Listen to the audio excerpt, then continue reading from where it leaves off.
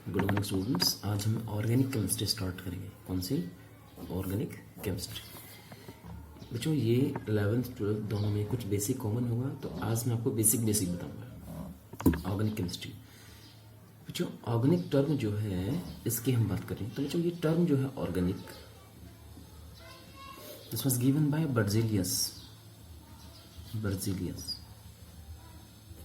Organic शब्द जो था ये बर्जेलियस ने दिया था। जो ऑर्गेनिक केमिस्ट्री जो है उसके फादर जो है, उसका जो जनक जो है बच्चों, वो भी बर्जेलियस को ही कहा जाता है। कौन? वो भी बर्जेलियस को ही कहा जाता है। बर्जेलियस को ही कहा जाएगा।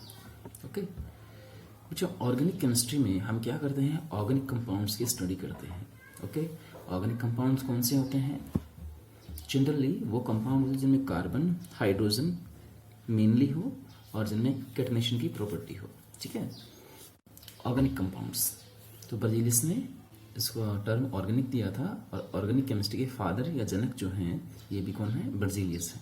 ओके तो जो पहला ऑर्गेनिक कंपाउंड जो है, पहला ऑर्गेनिक कंपाउंड बच्चों यूरिया है, जिसको लेबोरेटरी में सिंथेसाइज किया गया है। सिंथेसाइज किया गया।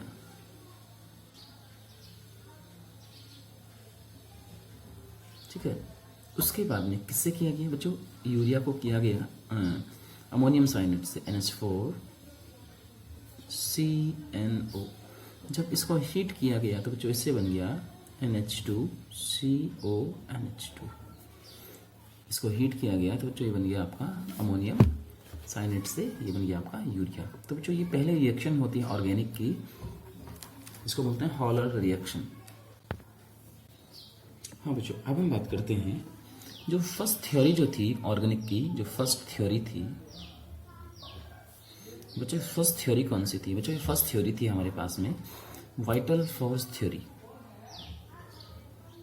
वाइटल फोर्स थ्योरी,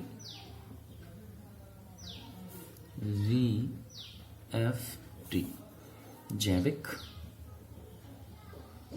शक्ति सिद्धांत। जो ये थ्योरी थी ये भी बर्जेलियस ने दी थी, गिवन बाय बर्जेलियस।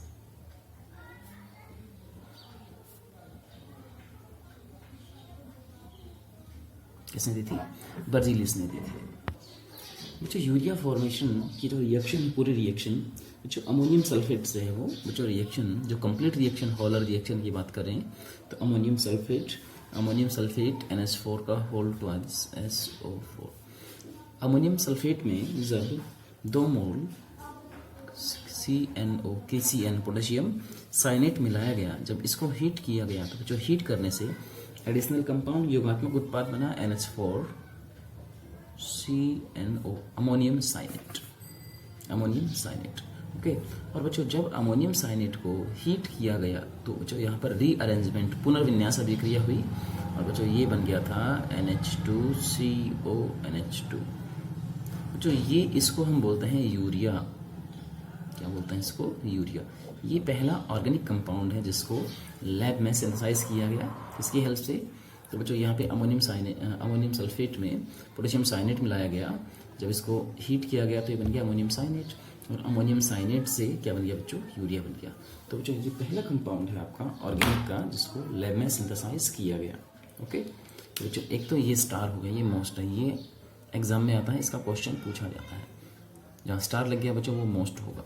ओके अब दूसरा बच्चों क्वेश्चन ये बनता है, अपने खुद के एलिमेंट्स को जोड़ करके और कौन सा ऑर्गेनिक कंपाउंड लैब में सिंथेसाइज किया गया। बच्चों साइंटिस्ट था कोल्बे, KOLBE।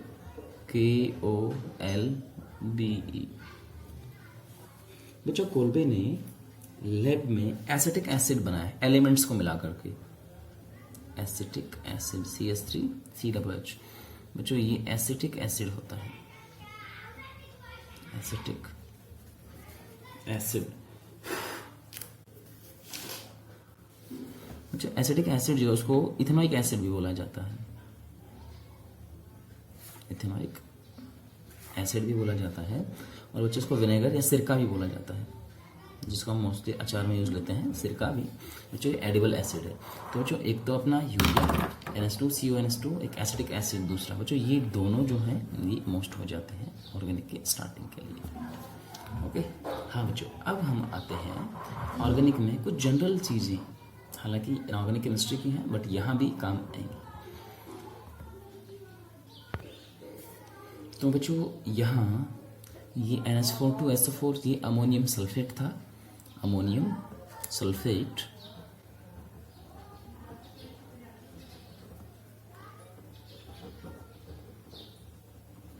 और बच्चों ये पोटेशियम साइनेट, पोटेशियम साइनेट। जब इनको हीट किया गया यहाँ बन गया था अमोनियम साइनेट। बच्चों ये हो गया आपका अमोनियम साइनेट, और बच्चों ये बन गया आपका यूरिया।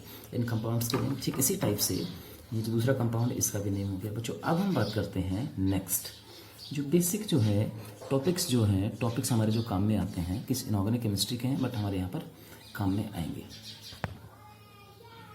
हाँ बच्चों, ऑर्गेनिक में बेसिकली कार्बन जो होता है 6C12, इस कार्बन के बारे में सबसे पहले हम पढ़ ले, क्योंकि कंपाउंड जो भी होंगे उनमें सभी में कार्बन होंगे। 6C12 जो कार्बन जो होता है 6C12, हालांकि कार्बन का एक जो आप बोलते हैं ना आइसोमर या आइसोट्रोप, एक और भी होता है।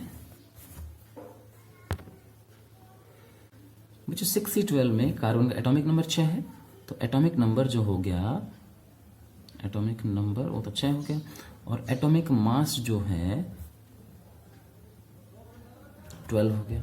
Atomic number 6, atomic mass 12। Okay, और ये कौन सा आइसोटोप है जिसका मास 12 है? ओके, वो वाला है। अब हम बात करते हैं इसका इलेक्ट्रॉनिक कॉन्फ़िगरेशन।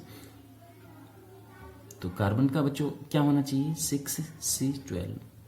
तो इलेक्ट्रॉन शेफिल किए जाएंगे बच्चों 1s 2s 2p। तो बच्चों होना ये चाहिए 1s2 2s2 और 2p2 होना चाहिए, बट रियल में ये नहीं होता। कार्बन की वैलेंसी 4 ऐसे क्लियर नहीं होती बच्चों, यहाँ पर ये नहीं होगा। तो क्या होगा बच्चों, इसका रियल में कॉन्फ़िगरेशन जो होगा बच्चों ये बनेगा 1s2 2s1 2p3, ये बनेगा। तभी जाकर के कार्बन 4 वैलेंसी शो करेगा। वो भी कैसे? जब इसका बॉक्स डायग्राम बनाएंगे तब जाके क्लियर होगा। बच्चों ये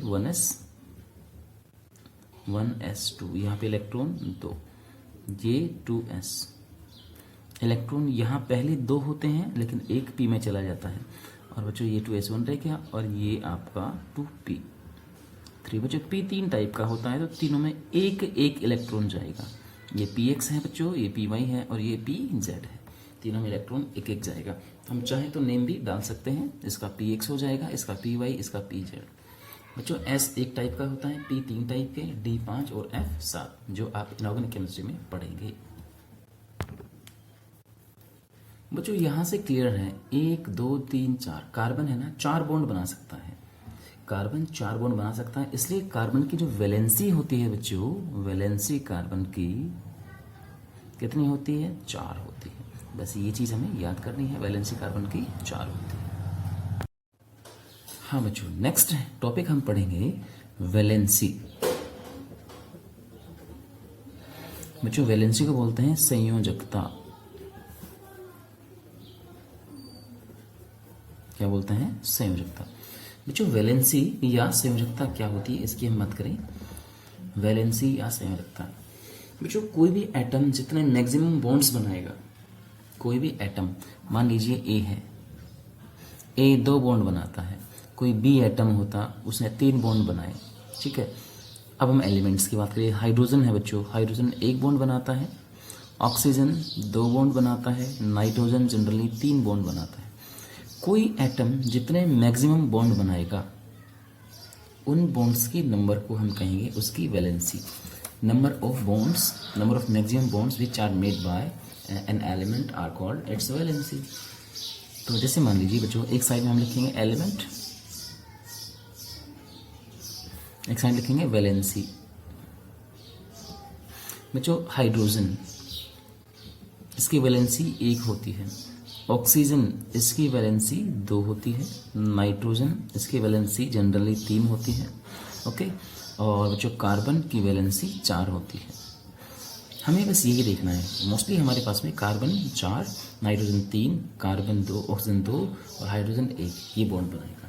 तो जो ये वैलेंसी अर्थात कोई एटम जितने मैक्सिमम बॉन्ड्स बनाएगा, हाइड्रोजन मैक्सिमम 1, यहाँ पे 2, 3 और 4, तो एटम जितने बॉन्ड बनाता है उन बॉन्ड्स के नंबर को हम कहते हैं valency.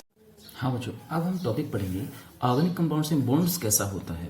Bond in organic compound. बच्चों कोई भी ऑर्गेनिक कंपाउंड होगा उसमें कोवैलेंट बॉन्ड होगा। कौन सा बॉन्ड होगा? कोवैलेंट बॉन्ड होगा। कोवैलेंट बॉन्ड होगा, इसका मतलब कैसा होगा? सहसंयोजी बंध होगा। सहसंयोजी बंध होगा। बच्चों कोवैलेंट बॉन्ड कैसा होता है? मान लीजिए ये एक एलिमेंट ए है, एक एलिमेंट बी है।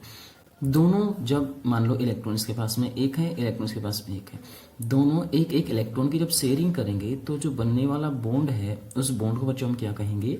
Covalent bond. मतलब दो एटम्स के बीच में इलेक्ट्रॉन्स की शेयरिंग से बनने वाला बंध, उस बॉन्ड को हम क्या कहेंगे बच्चों? कोवैलेंट बॉन्ड या सहसंयोजी बंध।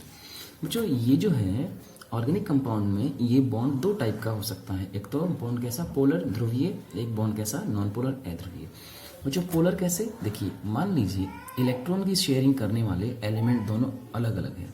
ये ए है और ये बी है, ठीक है, ये डिफरेंट हो गया।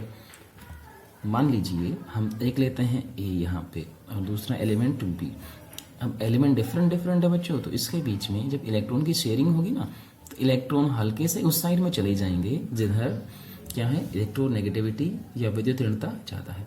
तो बच्चों ए बी ये तो बन गया पोलर बॉन्ड, ध्रुवीय बंध। कैसा हो गया? पोलर या ध्रुवीय। सेकंड केस, मान लीजिए हमारे पास होता है एक ए, दूसरा भी हमारे पास होता है ए, और इलेक्ट्रॉन की शेयरिंग करें तो बिल्कुल बीच में इलेक्ट्रॉन हो जाएंगे, ये बॉन्ड बन गया। बच्चों ये कैसा हो गया? नॉन पोलर या अध्रुवीय बंध, ठीक है। तो कुल मिला के बच्चों कोवैलेंट बॉन्ड दो टाइप का, एक तो पोलर और एक नॉन पोलर। पोलर कब बनता है? जब बॉन्ड बनाने वाले या इलेक्ट्रॉन की शेयरिंग करने वाले एलिमेंट अलग अलग, ये ए है तो ये बी है। नॉन पोलर में बच्चों दोनों ए हो जाएंगे या दोनों बी। कुल मिला के ये असमान परमाणु है, ये समान परमाणु। ये नॉन आइडेंटिकल एटम्स हैं बच्चों और ये आइडेंटिकल एटम्स हैं। जब इलेक्ट्रॉन की शेयरिंग करेंगे तो बॉन्ड बनेगा कोवैलेंट, एक बनेगा पोलर, एक बनेगा नॉन पोलर, एक बनेगा ध्रुवीय, एक बनेगा अध्रुवीय। हाँ बच्चों, नेक्स्ट टॉपिक जो हमारा बनता है बच्चों विद्युत ऋणता, इलेक्ट्रोनेगेटिविटी। बच्चों ये क्या होता है? मान लीजिए ये एक एलिमेंट ए है और ये एलिमेंट बी है, ठीक है। मैं बॉन्ड ऐसे दिखा देता हूँ, ठीक है। तो बच्चों ये जो बॉन्ड के इलेक्ट्रॉन हैं, इन इलेक्ट्रॉन्स पर ज़्यादा अट्रैक्शन कौन लगाएगा? बी, क्योंकि बी कैसा? इलेक्ट्रोनेगेटिव। कुल मिला के बॉन्ड के इलेक्ट्रॉन्स पर, बंध के इलेक्ट्रॉन्स पर जिस परमाणु द्वारा या जितनी क्षमता द्वारा आकर्षण लगाया जाता है, ठीक है, या बंध के इलेक्ट्रॉन्स को अपनी तरफ आकर्षित करने की क्षमता, attracting power towards electron. Electron कौन से? Bonded electrons. Attraction power towards bonded electrons is called electronegativity. जो मान लीजिए ये बॉन्ड टूट जाए तो ये बनेगा यहाँ पे ए तो प्लस और बी कैसा बनेगा? माइनस। कुल मिला के किसी एटम या एलिमेंट द्वारा बंध के इलेक्ट्रॉन को, बॉन्ड के इलेक्ट्रॉन्स को अपनी ओर अट्रैक्ट करने की पावर, अपनी ओर खींचने की पावर को हम क्या कहेंगे? इलेक्ट्रोनेगेटिविटी। तो बच्चों इलेक्ट्रॉन यहाँ से यहाँ पर जाएंगे। ओके, जो इलेक्ट्रोनेगेटिविटी की बात करें तो बच्चों मैक्सिमम जो होती है फ्लोरीन की होती है। बच्चों फ्लोरीन कितनी होती है? 4.0। बच्चों किसी बुक में 4.2 भी लिखी है, ठीक है, फ्लोरीन है। बच्चों कार्बन की हम नियर अबाउट 2 मान के चलेंगे, ठीक है, 2.0 के आसपास। हाइड्रोजन की भी हम होती इक्वल नहीं है लेकिन इक्वल सी मान के चलेंगे, 2.0 के आसपास मान के चलेंगे। और बच्चों मिनिमम होती है सीजीएम की, सीएस की होती है बच्चों 0.7। बच्चों नेक्स्ट बनता है एरो नोटेशन या तीर संकेतन। बच्चों ऑर्गेनिक में जब बॉन्ड टूटता है तो एरो 3 टाइप के लगाए जाते हैं। बच्चों एक एरो तो ऐसा, ऐसा आधा, ठीक है, आधा एरो मतलब केवल एक साइड, दोनों साइड में नहीं। बच्चों एक एरो लगता है इस साइड भी और इस साइड भी पूरा, और बच्चों एक एरो लगता है इस साइड, इस टाइप, दोनों साइड में। तो बच्चों 3 टाइप के एरो होते हैं ऑर्गेनिक में बॉन्ड के इलेक्ट्रॉन्स को डिस्प्लेसमेंट दिखाने के लिए। एक तो हाफ एरो, एक फुल एरो और एक डबल हेडेड एरो। ठीक है, इन एरो का बहुत इंपॉर्टेंस होता है। जैसे बच्चों ये वाला एरो हम कब यूज़ करते हैं, इस एरो यूज़ की बात करें, मान लो ये हमारे पास